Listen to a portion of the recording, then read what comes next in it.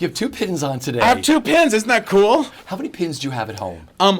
Well, this is my 8th nomination, but they didn't give me 2 pins before, so I have like 4 pins. They used to give you plaques, right? Yeah, it's awesome. I mean, being here is awesome. What can I say? Well, let's talk about that. What these nominations mean coming for this show.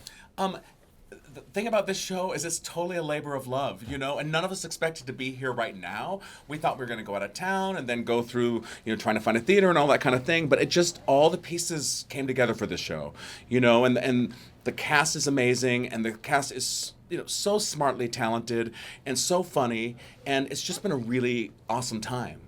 Working with these creators, they're the first time on Broadway. They put together Absolutely. this huge, great musical. Yeah, they're very smart writers and very fun, and they change things quickly, which is really good because we almost changed the whole second act during previews, which is great. And they were game and up for it, and the cast was up for anything. It really was just like feeling like you have your family on stage in a good way, in the not dysfunctional way yet. No, but it was an awesome time and a really fun time putting the show together.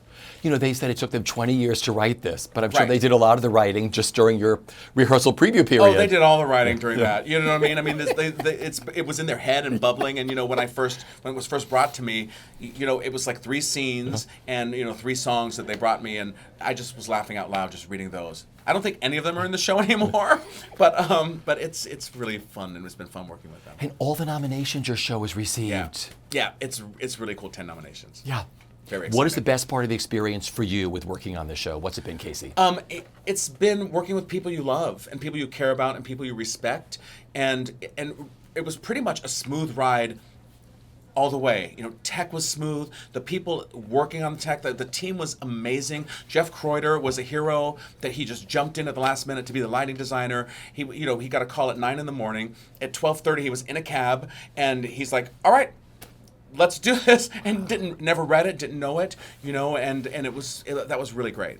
I want to talk about a Tony moment, the night you won. What do you remember about the night you won your Tony? Wow, I remember thanking my parents. I remember just being so grateful and so blessed and so excited. I mean, it's a dream come true for any kid that loved theater his whole life, which is basically me. Yeah. When you were growing up, do you remember that first time you watched the Tonys? Were you like, I want to be in that world? Yeah, oh, absolutely. I don't remember the exact first episode, but I remember Annie, and I remember Ain't Misbehavin', which is like the show I was in love with, like in high school. Yeah. It doesn't. I mean, when you look at you got pins on, you've got Tonys. Yeah. This is the pinnacle. It is What's the been going through pinnacle. your mind all day? I'm just grateful, just so grateful. I know that you hear that all the time, but it's the truth. You have a lot of marquees in town too. I do. It's so exciting. I I really do forget about it. And then all of a sudden people will say, "You have 3 shows on Broadway right now." I'm like, "Oh yeah, it's awesome." I never thought in my life that this would be my life. Because I was going to say, thinking out as a chorus guy coming to New York, those first auditions, maybe not being equity yet, and coming to New York, and now absolutely. And I wasn't equity for a long time. I was watching everybody become equity, and I was like, when am I going to get a show? And finally, 8 shows later, I was like, I think I want to work on creating something, and it's ended up happening.